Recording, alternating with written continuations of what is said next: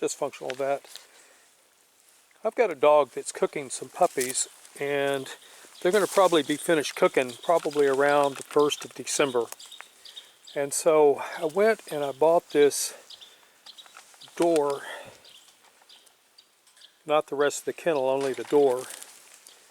And I'm using cattle panels, which are these things right here that you see.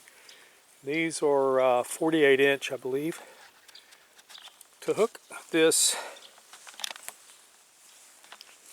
door onto these T-posts, what I did was I used 18 inch stainless steel cable clamps or wire ties. And down here on this one, I used an 8 inch. For most purposes, you're going to need 18 inches, but for really small stuff, you can get by with an 8 inch. I bought both, and I've almost not used any 8 inch at all. The other T-post is identical to that. This is a good, strong, not going to break, although it's temporary because I'm going to be taking this down after the puppies are given away. And they're German Shepherd, purebred shepherds. But I'm going to give them away. And as soon as I am done with all those, this is going to be coming down. But what I want to show you is what's called beckett lacing. For those of you that are old school camping with tents, a beckett lace was used to tie things together, and then tie things together, and then tie things together. I looked up beckett lacing on the internet to show you a traditional tent beckett lace, and I didn't find one. I'm sure there's probably one there, but Google is designed to find what's popular, not what's accurate. So while it would be nice to be able to show you these beckett laces as used in a tent, which is more or less what I was going for here, that wasn't going to happen. And then down at the bottom it's terminated. Now all of my fence, the short fence here and the cattle panels, all of these are beckett laced, and I'll be coming back and beckett lacing in a piece here so that the dog doesn't try to jump out. And I'll be doing that a couple of other places. Over here on the kennel, got a T-post on the ground I'll be using shortly. Over here on the kennel, you see it opens up, and then the doghouse is right here. And this doghouse is pretty tall. I'm going to include a short video on the doghouse mover. I will be setting a block to make it easier for the dog to get in here, although she could do it quite easily. And these had been buried into the ground. I had forgotten about that when I went to pick this thing up, and it scared the daylights out of me when it started lifting up, because the tractor had gone up on the front wheels and I didn't realize that. The back wheels are filled with water. How fun. But I'll be bringing some fence in over here and then beckett lacing everything together and actually nailing the fence to the doghouse. So the next thing to do, oh, and I will be putting a ramp in here for the puppies too. And when the puppies are born, I'm going to seal this up quite a bit so the little puppies cannot get out. I don't want them falling on the ground. So I'm going to finish building this kennel, but I wanted to show you what a beckett lace was. And I'll go grab the tripod and I will film beckett lacing this and the fence together as soon as I get that far. I put the doghouse mover on the tractor and I picked the doghouse up. Now as you can see, that doghouse sits way up off the ground. The area that I'm in is subject to flooding from time to time. I've seen the water as deep as 6 inches here. I really didn't realize I had put that big an extension on the doghouse, but that's fine. The doghouse mover picked it up very easily from right here, where you see that kind of open spot where things are dug up a little bit. That's where it was, and it used to sit about 10 inches off the ground, which is more than adequate for any flooding here. I've picked this up, and I'm now going to be moving it over to, well, straight ahead as far as the viewer is concerned, and I'm going to finish creating a kennel out of this taller fence. Makar has become quite the jailbreak expert along with some of the other dogs, and I'm hoping this will contain him. Nizavut, who is very pregnant and should be having puppies in about 2 weeks, will be moved into his kennel, which is closer to the ground, and when the pups are born, I'll put a small guard on the door to keep the puppies from being able to get out. And at the same time, I will also put a ramp there so that when the puppies get to walking around, they can get in and out under their own power. But right now, this is working good. The tractor, I'm not sure what the tractor is. Let's see what the tractor is. Back tires are full of water, but this is a B2401. The back tires were filled with water. If you're thinking about buying a small tractor, I would recommend not getting a BX. The reason being is because the front tires are too small. If you carry any kind of a load, it destroys the sidewalls and you're going to be replacing them way too often. There's a lot of web pages on the lifespan of those front tires. The reviews that I saw said if you buy a BX, have a tube put in it even before it's delivered, it will extend the life to about 1,500 hours. Otherwise, you're looking, depending upon what you're doing with it, like if you have a front end loader, depending upon what you're doing with it, you're looking at somewhere between 250 and 325 hours before you have to replace that tire. And those hours will add up in a hurry if you're using them. The only thing that I saw where they lasted longer is when you have a mower deck only on your BX, and then the reviews I saw said that they will last about 500 hours. With a tube you get an extension of that, but I didn't see anything to tell me how long that was. The doghouse movers were under $100. They clamp onto the front end of the tractor, they disengage. I'm going to have to drill a hole in this section right here because I just found out that they can fill with rainwater because it rained a little bit and one of these filled with water. The other one was turned on its side so it didn't fill as much, but it did fill. And I'm not going to film the actual moving of the doghouse because I may reposition it several times and I'm not going to bore you with that. Point being, the doghouse mover does work. It is picking up quite a bit of weight here. That's particle board. That's 4 sheets of particle board on this, which includes the inside interior.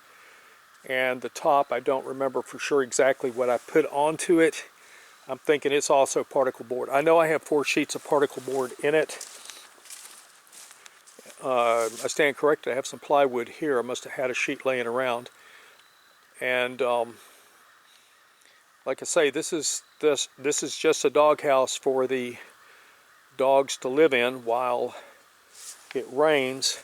Most of the time they are not kenneled. Kenneling is only for special occasions. This is hunting season. This is sometime mid-November, and I have to keep the dogs contained so they don't run onto somebody's deer lease and get shot. Hope any of this information is useful to you. Dysfunctional Vet out. The way I beckett lace something is I first start somewhere near the top by running the string through. I use sort of a modified knot. I start off with what you would call a timber hitch, except that instead of coming over the top, I come back through. So it becomes sort of a clove hitch. And then I come back through this way,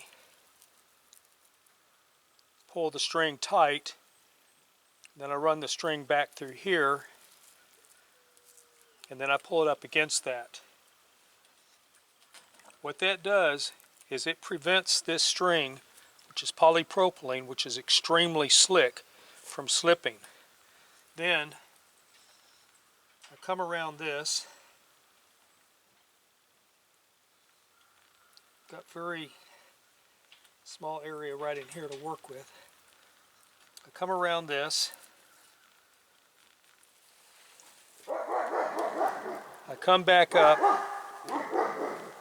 and I wrap through here. I come down to here. I wrap around this. I come around this. Come back over here and I come down. And because this is the second loop and it's not tied, I go ahead and make a second pass. And I'll make a second pass on every second one. So I come around this.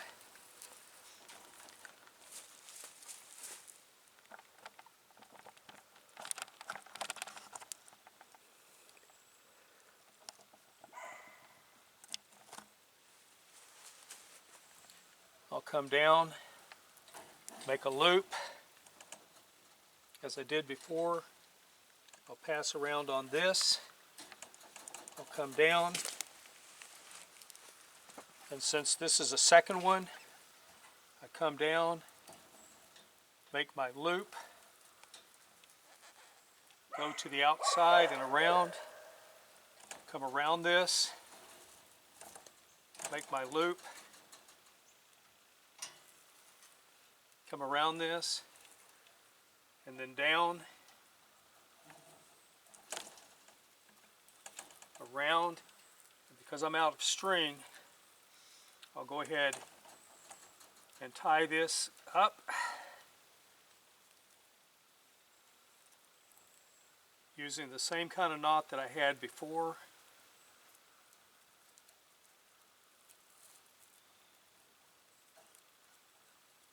I'm hoping this is in frame.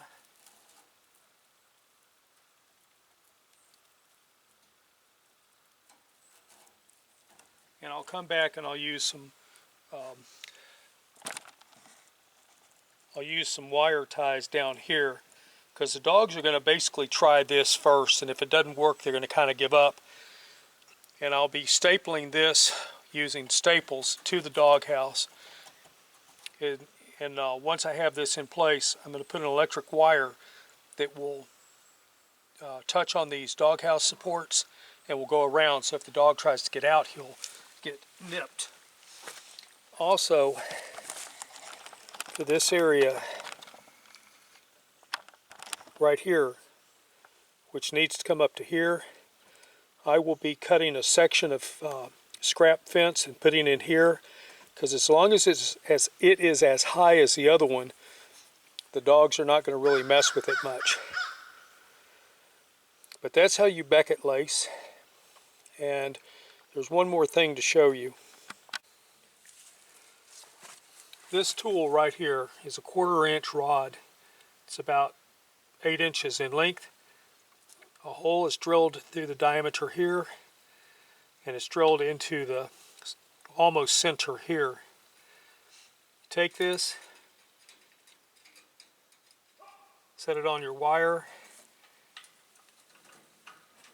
and then you can bend it. Put it on here, and you can get a real good bend, as you see. And what that does is it keeps the dogs from getting caught on these sharp edges. I try to hang on to as much of the fence as I can whenever I'm doing something like this. The reason being is because when you got to splice the fence, you have something to splice onto. You can see how that works. I'm going to do the rest of this off camera, get it all bent around so the dogs don't get into it, but you can see how easy it's done. 1/4 inch rod, hole like so, hole like so. These were actually developed for putting T-post clips to hold wire in place, whether it's barbed wire or something else. I don't want to say anything about the diameter that you need. Gaucho wire is one diameter, barbed wire is another diameter. This fence that I'm using is not the diameter of barbed wire or gaucho. What you need to do is figure out what size you're going to be using, and then drill appropriately. Can't talk. drill appropriately. So this is a real useful tool. It's worth your time to make one. Put this in a vise, used a center tap to punch this hole, used a center tap to punch that hole, drilled it by hand.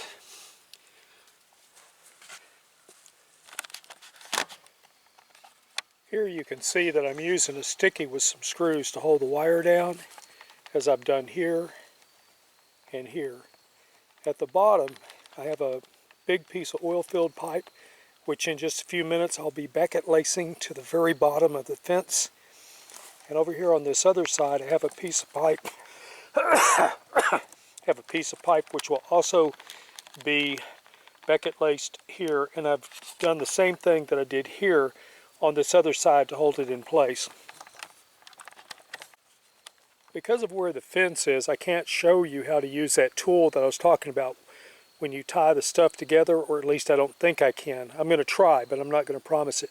But in just a moment I'm going to be beckett lacing the dog panel, which is this right here, and this fence into this place. Then I'm going to take some scrap wire and fill in this gap right here between the fence and the doghouse, and I'll be filling in a couple of other spots where I need to weave some fence into some holes so the dogs don't decide to go out through those. With this oil-filled pipe down there, that should keep the dogs in. I'll be beta testing this today. Today I think is Tuesday or Wednesday. Today is Tuesday, and I'll be locking the dogs in the kennel just to test and see if they can get out. And if they can, I'll figure out where they're getting out and I'll fix that up. This is hunting season, and I've got to keep these dogs locked up so they don't end up on a leash and get shot. Right now my dogs are escape artists. As you can see right there, they have walked that fence to the ground. Never mind putting a T-post there, they'll just find another spot. My other German Shepherd that I had before these dogs showed up did not want out. So this little short fence was basically to keep the pigs out, not to keep him in. But now I have dogs that like to go out, and I'm going to have to go to Plan B to keep them in. Or if you've seen, what is it, Plan 9 from, no, Hangar 18, after watching that movie, you want to know what's in the other 17?